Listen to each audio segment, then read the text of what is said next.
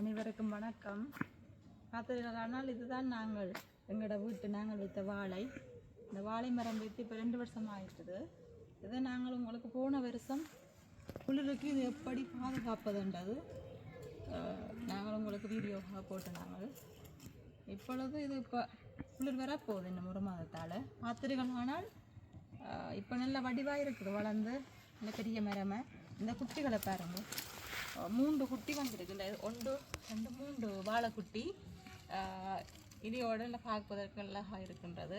நாங்கள் எங்கிட்ட தேவைக்கு வாழை இலையை வட்டி வாழை இலையில் சாப்பிட்றோம் நாங்கள்.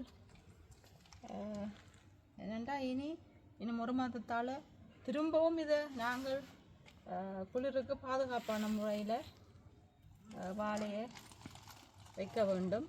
அடுத்த முறை தான் இதுக்குள்ளே போடும் வேண்டாம், 3 வருஷமாவது ஆகும். என்ன நாங்கள் குளிர் வரைக்கும் இதை ஒரு 6 மாதத்துக்கு மூடி கட்டி வைக்கிறதால இது குறைஞ்சது 5 மாதம் அப்படித்தான் இதுக்கு வெளியில் நிற்கிறபடியால் வாழை உள்நாட்டை பொறுத்த மட்டும் இல்லை, வாழை அப்படித்தான் பராமரித்து நாங்கள் பயன்பெறலாம்.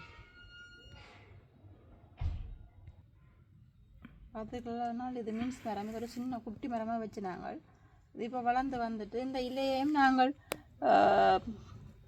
தேநீருக்கு பதிலாக இந்த இலையை சுடுதண்ணியில் போட்டு கழுவி போட்டு சுடுதண்ணியில் போட்டு குடிக்கலாம். இதுக்கும் சளிகள் தலையடிகள் வராது. இந்த பூ விழுந்து கொட்டுண்டு இது கணக்கு மரமாக வரும். இந்த மீன்ஸ் மரம்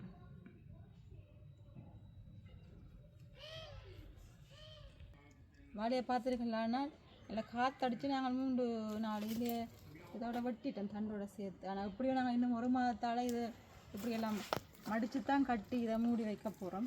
அப்போ பரவாயில்லை. இப்படித்தான் நாங்கள் இந்த உள்நாட்டில் வாழையை பராமரிக்க வேண்டும். நன்றி, வணக்கம்.